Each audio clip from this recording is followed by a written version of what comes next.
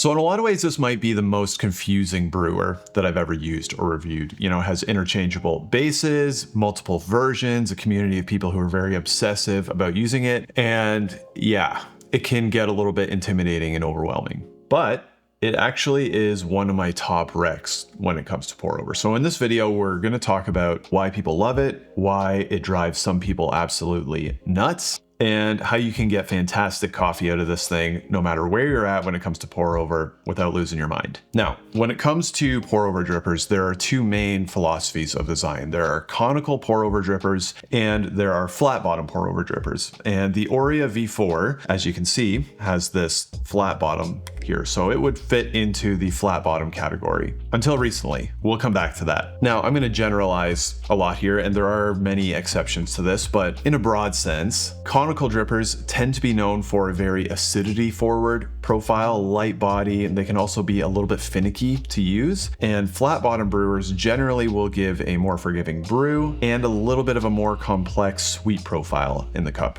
Just one issue with that, a lot of flat bottom brewers, especially some of the original ones, didn't actually flow well enough to give that bright, juicy, acidity forward profile that a lot of people are looking for when it comes to a pour over. Now, the Orea certainly solved that flow issue. It's got several very fast flowing configurations, and even now a conical filter configuration. And all of that evolution and flexibility with the Orea dripper is actually part of the issue that people have with this dripper. You see, it all started with this guy in the UK. His name is Orea with an H, and he developed the Orea V1 dripper. And originally this was kind of designed as like a portable travel brewer, very small, made out of aluminum, very durable. That one was followed by the V2, which was a very similar form factor. Then came the V3, which was a little bit larger plastic brewer. That one was actually the first one that I got my hands on, and I did enjoy that one very much. After that one came the V3 Mark II, which was similar,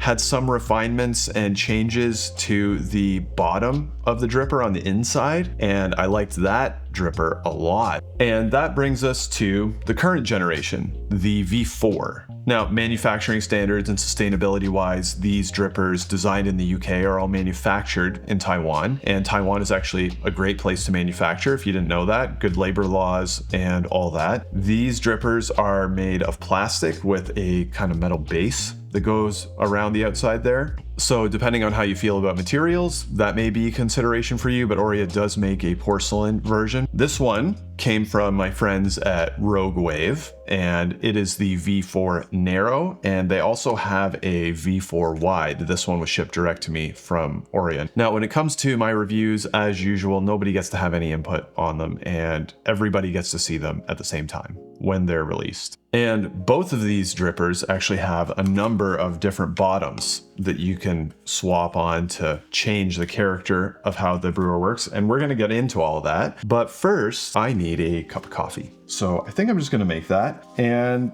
I'm just gonna show you what I do when I'm just brewing casually. And then I'll give a bunch of disclaimers and different use cases later. So you can see I'm doing a little bit of origami here. I'm going to use a Sibarist fast filter, and that's going to give me a very fast flow rate. And yeah, it's a little bit more tedious to put together, but I do like the brew character of this filter. I also have the fast bottom in here, and I'm just going to slip this filter in here, and I'm going to put it over my carafe, and then I'm going to wet it with my kettle, and I'm going to use this thing called a negotiator to press it in.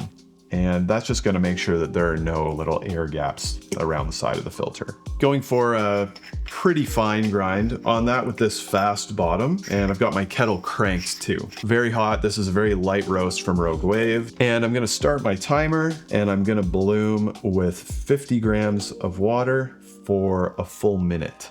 And that's a little bit of a longer bloom than you might otherwise expect, but just the way I like to brew. And what that bloom does is it just allows the coffee to begin to saturate, which makes for a more even extraction when we start adding other pours. Now, when I get to the full minute, what I'm going to do is I'm going to use this little thing. This is called a melodrip.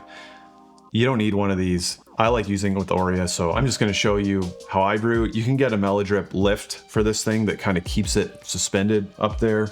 I don't bother with that. I just use this thing.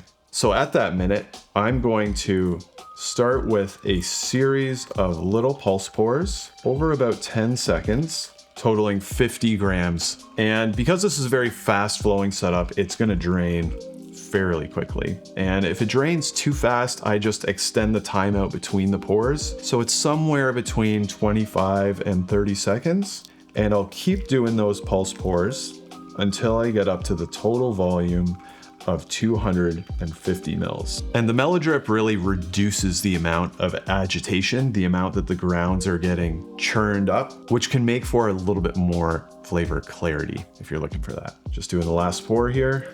And I'm gonna round out in between the 2.5 to 3 minute mark. Just get rid of this. No clogging, very fast flow. Now, usually before I serve a really nice pour over, I'll either give it an aggressive swirl or a stir. All right, let's see how this tastes. Just gonna serve a little bit there for myself, cool it down.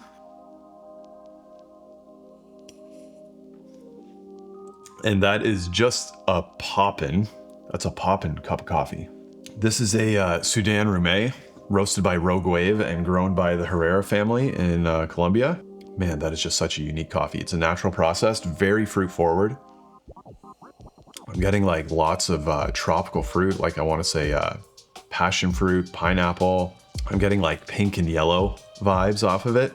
Nice sweetness, not like a biting acidity.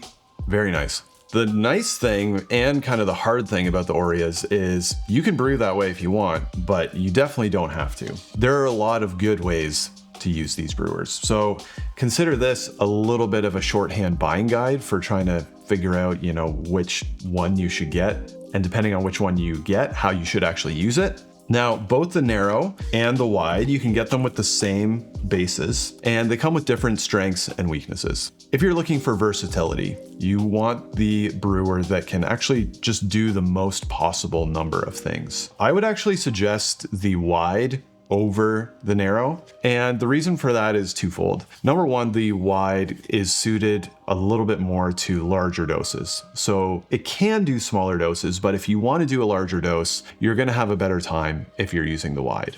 Maybe more than that though, when you throw on this base, the Apex base, it will allow you to use a conical filter in here.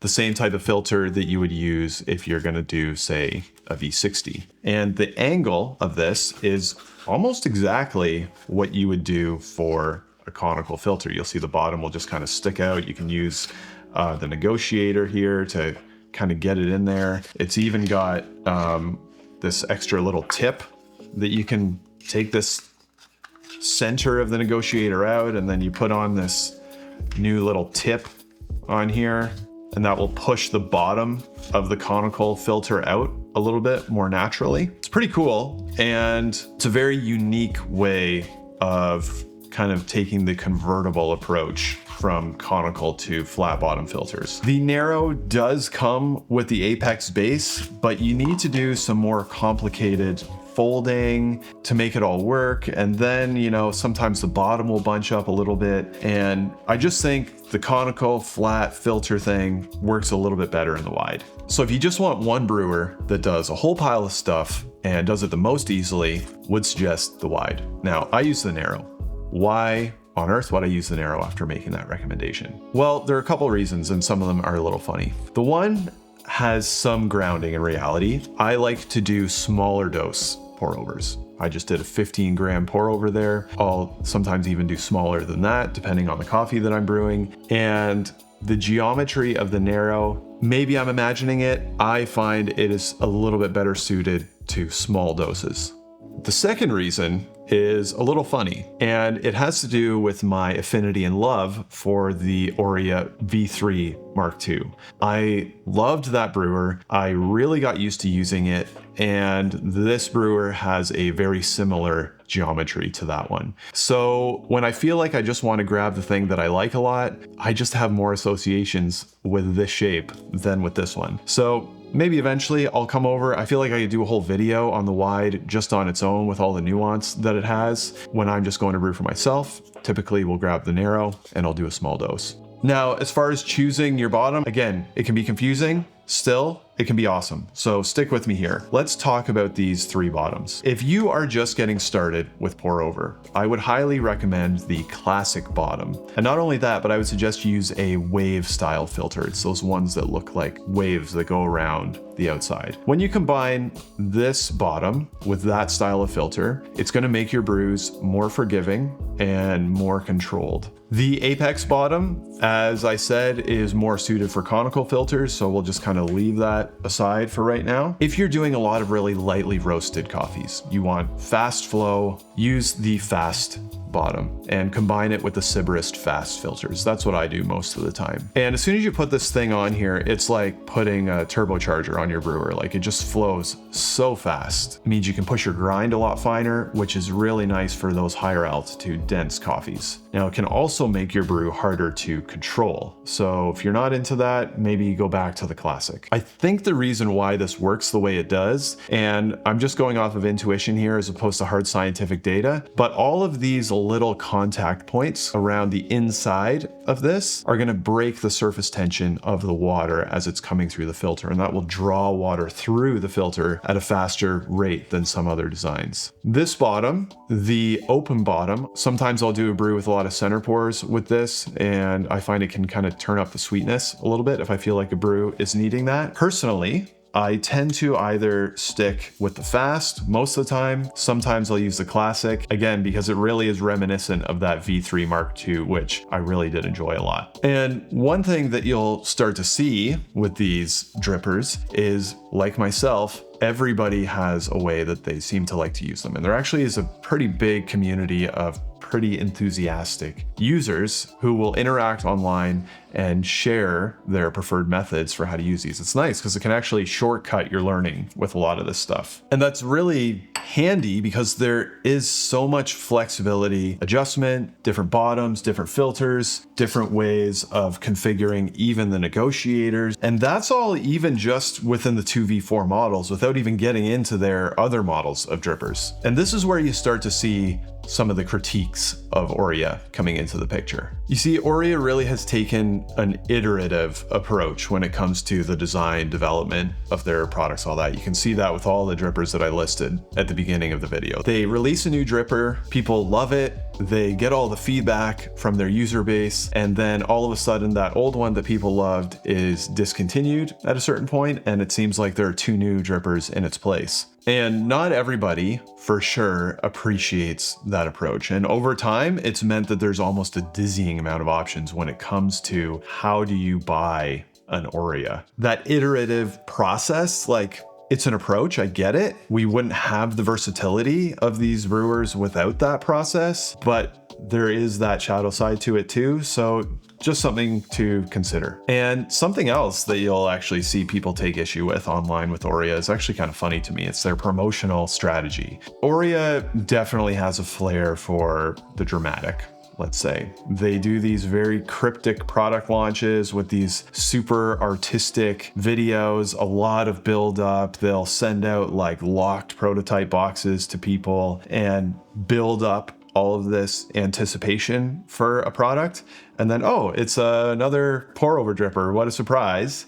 And oh, by the way, now that you know what it is, it's only available for pre-order. You can't actually buy it right away sometimes. So it's really funny. It can kind of drive people bonkers who aren't into that like artistic expression. Even right now, if you go on Orea's site, like it's all pre-order stuff. And as a small business, I get that. Like Orea is a small business. And when you're in that position, you want to gauge interest for a product before putting in a massive manufacturing order. All of that makes sense. It still drives some people crazy. And that smaller scale brings with it another thing that you typically see with small run products like this, and that is higher cost. The V4 wide and narrow both come in at $88 Canadian, so definitely not a cheap brewer. Now you do get the 3 bases with that, but it's still an investment for a pour over dripper when you can get a V60 for like 15 bucks on Amazon. Now, is it worth that? I think that comes down to you and where your values align. I certainly enjoy using it, but it is an expensive brewer for sure. I'd love for you to actually drop a comment on your thoughts on that one. A couple other considerations I would often make when reviewing a dripper. One is proprietary filters, which Orea